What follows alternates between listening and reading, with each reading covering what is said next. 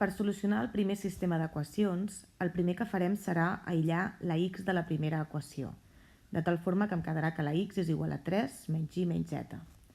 Aleshores, ara que he aïllat la x, el que faré és agafar aquest valor, és a dir, el 3 menys y menys z, i posar-lo en aquelles x de la segona i de la tercera equació, és a dir, faré substitució. Per tant, em quedarà 2, obro parèntesi, 3 menys y menys z, menys y, tot això entre 2, que és igual a menys z. I si ho faig amb l'equació de baix, em queda que 6y més 2z és igual a, i torno a substituir, 3 menys y menys z més 2.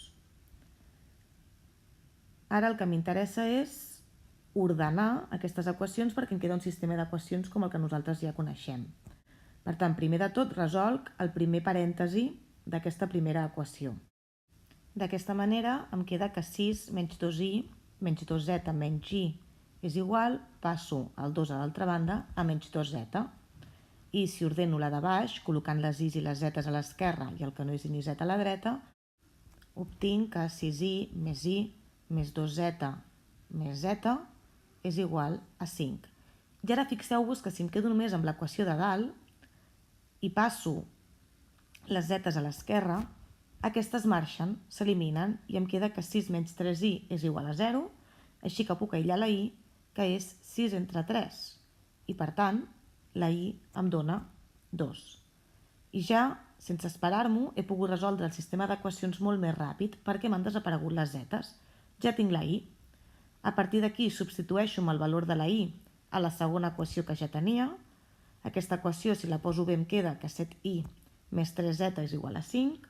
Substitueixo la y per 2. 7 per 2 més 3z és igual a 5. Aïllo. I obtinc que 14 més 3z és igual a 5. I per tant, que la z és igual a menys 9 entre 3, que és menys 3. Ara que ja tinc el valor de la z i el valor de la y, només he d'agafar el 2 i el menys 3 i posar-los a la meva primera equació, la del principi. Sabíem que x era igual a 3 menys y menys z, substitueixo pels valors i finalment obtinc que la x és igual a 4.